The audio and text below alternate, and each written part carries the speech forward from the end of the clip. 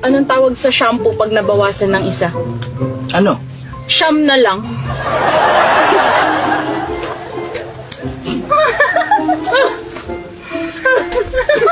Anong tawag sa puno na hindi mo pwede akyatin? Ay, naku, mayan. Ano? Nakatumba. Mukha ko.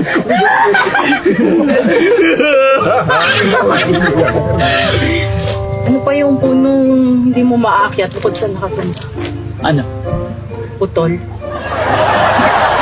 Bakit yung mga biik na baboy tuwing naglalakad, nakayuko? Bakit? Nahihiya sila. Yung nanay nila, baboy. Yung mukha ko.